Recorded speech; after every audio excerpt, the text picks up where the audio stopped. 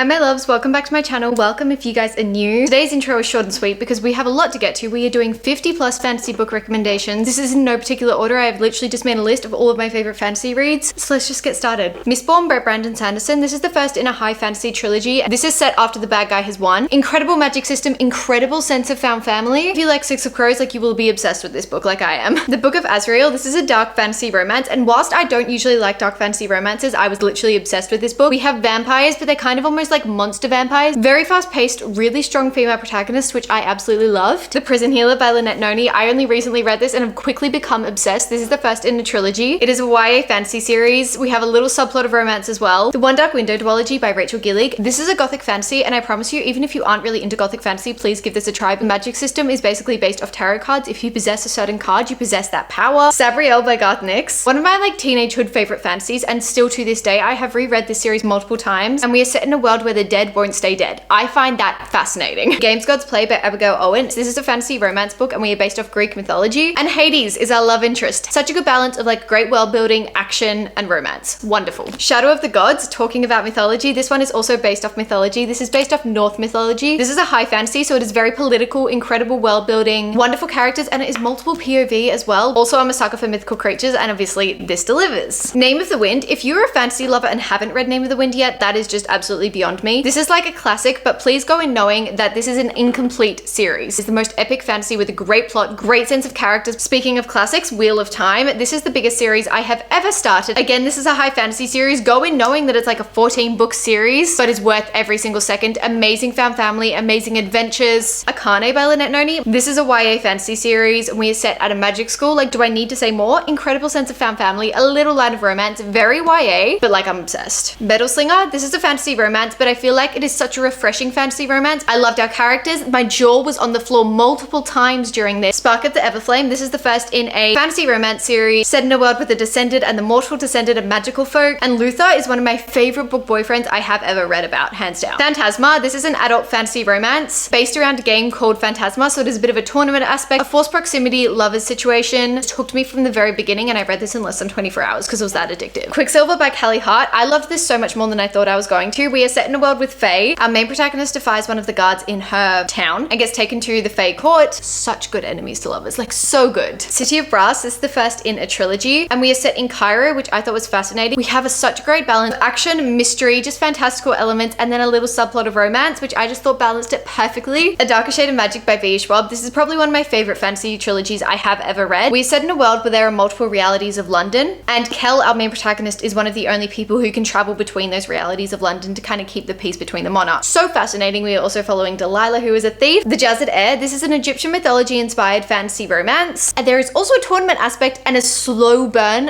emphasis on slow burn enemies to lovers, and I feel like we don't get a slow burn enough. One for My Enemy by Olivia Blake. One of my new favorite fantasy authors, honestly. I would say this borders more on cozy fantasy, but is basically a Romeo and Juliet retelling, but with witches. I'm not one for retellings, but this absolutely captured me and did not let go. It was one of my top reads of 2024. How could I do a fantasy recommendation video and not mention Lord of the Rings? If you haven't read Lord of the Rings, just do yourself a favor, please. It is literally the foundation to all modern fantasy. The world is so intricate. Tolkien puts so much detail and thought into his world. It is actually crazy. The Obsidian Tower. This is a high fantasy with a little subplot of romance. Basically, whilst our main protagonist's family has healing powers, she has destroying powers, but she uses that for good to protect the Obsidian Tower, which is this really dark entity of power. I loved it. Serpent in the Wings of Night. This is literally like Twilight and Hunger Game combined into one. Vampires, but with the tournament aspect and an incredible enemies to lovers. I personally absolutely devoured this. Masters of Death by Olivia Blake. If you want a fantasy standalone that is incredibly unique, basically we are following the godson of death, who also interacts with a vampire who is a realtor and can't sell a house because of a ghost problem. Like, does that not sound so incredibly intriguing with incredibly lyrical writing? Fear the Flames. If you like Fourth Wing, I feel like you will love this. We have mythical creatures, a forced proximity, enemies to lovers. It is so fast paced and so easy to just binge read in one sitting. When the Moon Hatched. This was actually one of my favorite fantasies of 2024. I love the world we are set in with incredible mythical creatures, and it was so refreshing to have honestly a quite political fantasy romance. Of course, Divine Rivals. I would personally say this is a historical romance with fantastical elements because it is so much more about the love story, but we are just set in a fantastical world. These two are literally soulmates. Renegades. This is actually a YA sci-fi series, but I wanted to include it in this anyway because it is so much fun. Our main protagonist is part of the rebels who goes undercover to the Renegades Force, which are basically people who help protect the city. Another YA sci-fi series, Skyward by Brandon Sanderson. I absolutely love this series and think it's so incredibly underrated. Our protagonist is is basically going to like an academy to learn how to fly aircrafts in space. Swordcatcher by Cassandra Clare. This is a kind of one of her less well-known books, and it's the first in her adult fantasy series. Our main protagonist, Kel, is a swordcatcher, which is almost like a body double for the prince. So whenever the prince is in danger, he steps in. Give me a royal fantasy and I will be entertained the entire time. Speaking of Miss Cassandra Clare, the Mortal Instruments series, the best introduction to her whole fantasy romance world of the Shadowhunters. Then of course the Clockwork Angel trilogy, probably one of my favorite trilogies she has ever written, closely followed by the Last Hours trilogy. If you read all these in order, these are all interconnected series that are set in the same universe, but we're following different characters, and they have like overlapping characters, cameos of each within this universe. Literally, this world lives rent-free in my mind. Discovery of Witches. This is an adult fantasy romance with vampires and witches and demons. I would say this is almost like a dark academia fantasy in a way. Daughter of Smoke and Bone. This is a YA fantasy trilogy with a good subplot of romance. We are set in Prague and our main protagonist is going to an art school. We also just have this really great sense of like mythical creatures and magic system in it that I thought was really, really unique. Once Upon a Broken Heart. This is the most fantastical magical world I have ever immersed myself in. Evangeline's love of her life is about to get married to her sister, and she tries to stop that wedding. She calls on Jax, who is the Prince of Hearts, and it is very much warned to never make a deal with the Prince of Hearts. Entering another favorite interconnected fantasy series or fantasy universe, we have Shadow and Bone by Leigh Bardugo. This is the first book in a trilogy. I do highly recommend reading this trilogy